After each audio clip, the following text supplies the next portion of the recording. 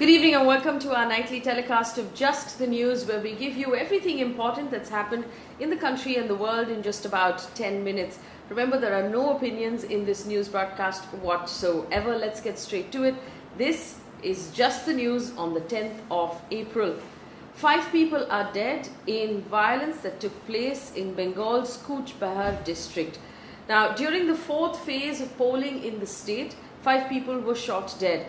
One person died when miscreants fired a shot at him while he was standing in queue to cast his ballot. He was 18 years old. 4 others were killed when central forces retaliated when they were allegedly attacked. The first incident took place in Petrol area when Anand Burman, a first-time voter, 18 years old, was killed while he was standing in line outside a polling booth. Following this, there were clashes between the TMC and BJP workers, according to reports. On receiving the news, the quick response team of the Central Armed Police Forces, the CAPF, reached the spot. Over 200 people were allegedly trying to forcibly enter the polling station. According to a report by the Election Commission, the miscreants tried to snatch the arms of the CAPF and attack them. The Central Forces fired back in self-defense and 4 people died in the process, 4 others were injured.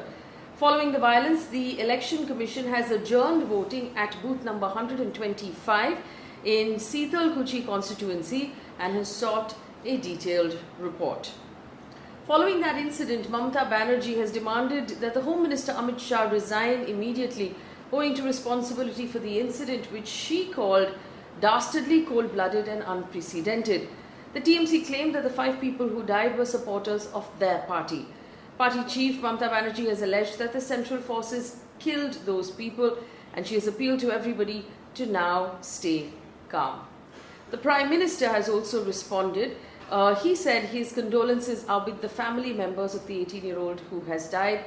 He also said that Mamata Banerjee is now seeing her rule come to end in Bengal and has stooped to now this level. He urged the Election Commission to take stern action against the guilty in the Cooch Behar case. The BJP have claimed that the 18-year-old Anand Burman was a BJP supporter. The TMC claims that Burman was shot by the BJP. In a letter to all state and national political parties, the Election Commission has said that it will ban rallies and meetings if COVID protocol is not followed in election campaigns. The letter read that it is advisable that all political leaders and candidates who have an incumbent duty to control the spread of COVID demonstrate through personal example and nudge all their supporters in the beginning of the rally, meetings and campaigns to wear masks, use sanitizers and of course place crowd control measures of social distancing. This comes after several instances and photographs circulating on social media where large gatherings during rallies took place without COVID-appropriate behavior. And in other news, 7,000 petrol stations in Rajasthan closed today as the State Petrol Dealers Association demanded a rollback of value-added tax or VAT, which is tax from the state government on fuel. The association president Suneet Pagai has said the state government increased the tax of VAT during the COVID pandemic and generated extra revenue. He said sales volumes for petrol in the state have been falling 34% because fuel prices in neighbouring states are much lower and people prefer to fuel up in neighbouring states. He also said the association has submitted a memorandum of demands and they would go on an indefinite strike in Rajasthan starting the 25th of April if there is no positive response from the government. In an unusual public statement, the US Navy has announced that one of its ships, the USS John Paul Jones, carried out what it calls a freedom of navigation operation inside the Indian exclusive economic zone close to Lakshadweep Island. According to adding that its operations are challenging what the US calls India's excessive maritime claims, which again, according to the US, are in violation of international law. India has responded today and protested the US's decision to conduct a patrol inside India's exclusive economic zone in the Western Indian Ocean, rejecting the US's claim that our domestic maritime laws are in violation of the international law.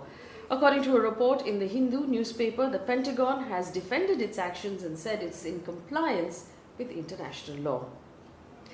Let's take a look at all of the updates coming in on COVID right now. The Maharashtra Chief Minister Uddhav Thackeray on Saturday called an all-party meeting via video conference to review the current COVID-19 situation in the state, which we know is the worst in the country.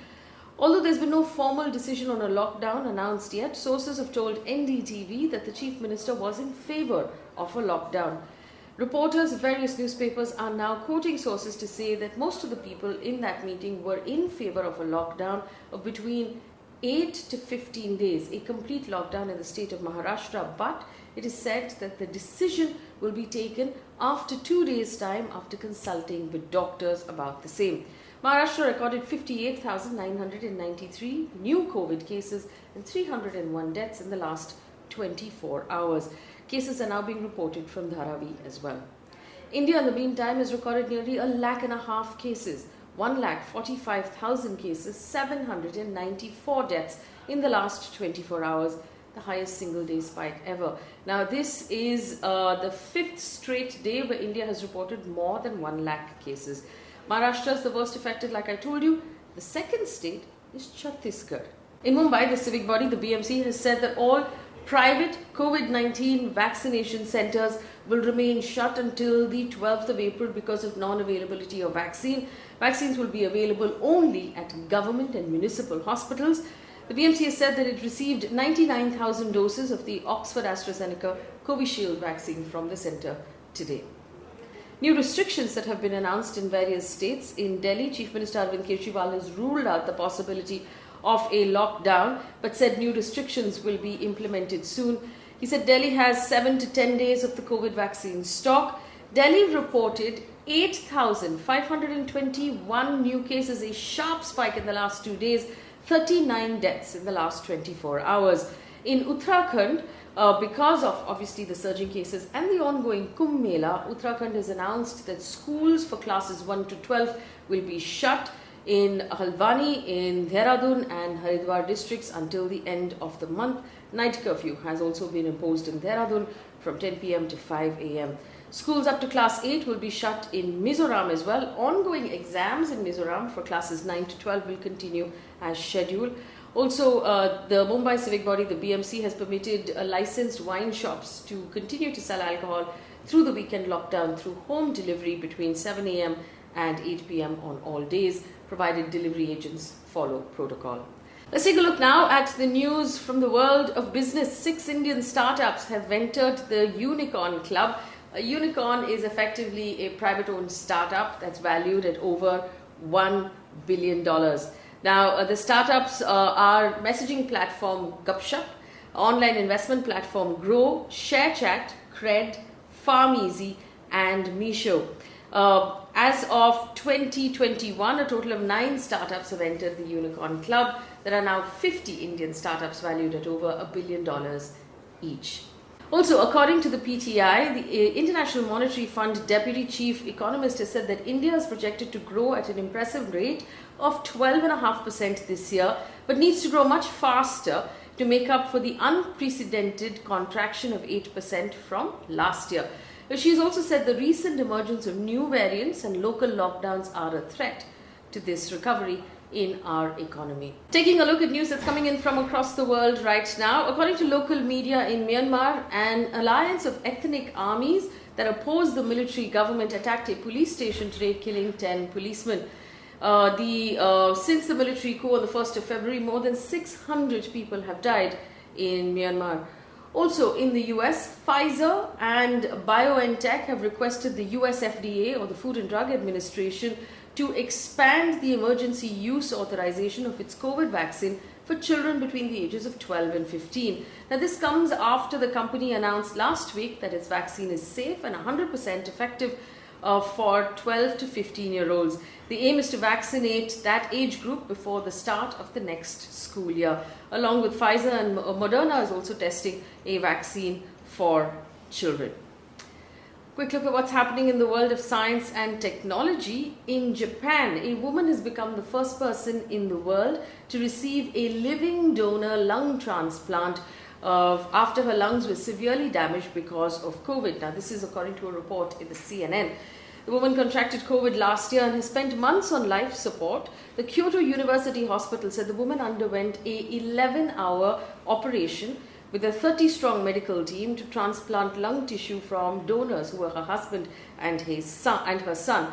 According to the doctors, this demonstrates that there is an option of lung transplants from living donors for patients whose lungs are affected badly by COVID-19. Quick look at the world of sports as well before I let you go. There is, of course, that massive surge of COVID cases in Mumbai where the IPL is being held. The BCCI has now directed all the officials attending the IPL matches at Wankhede Stadium to provide a COVID-negative RT-PCR test within 48 hours of the match. Spectators will not be allowed to watch any of those matches. This comes after 4 IPL players and many staff members have tested positive for COVID. The 4 players are Nitish Rana, Devdutt Padikkal, Daniel Sams and Akshar Patel. Alright, one piece of positive news to leave you for the weekend, and this really is my favorite piece of information. Producer Guneet Monga has been conferred with the honor of the Knight of the Order of Arts and Letters, the second highest civilian French honor. Ms. Monga will be felicitated at a ceremony in New Delhi on the 13th of April by the Ambassador of France to India. As a producer, Ms. Monga has had several critically acclaimed films to her credit, including the latest, Paglet, Masan, Lunchbox, Peddlers, Oscar-winning short film documentary Period, End of Sentence, among others. Now, this particular honor in the past, Indian celebrities like Shah Rukh Khan, Aishwarya Rai Bachchan, Amitabh Bachchan have received it, along with global celebrities like Meryl Streep, Leonardo DiCaprio and Bruce Willis in the past. Congratulations there to Miss Guneet Monga. We're going to leave you there. That's a wrap on the news from me. Remember, leave us a word of encouragement. It helps us work harder. Subscribe to our YouTube channel, and if there is any information you heard on this news bulletin that you'd like to read more about, the source article links are in the description of this video on YouTube. Thank you for watching. Have a good weekend. We'll see you Monday.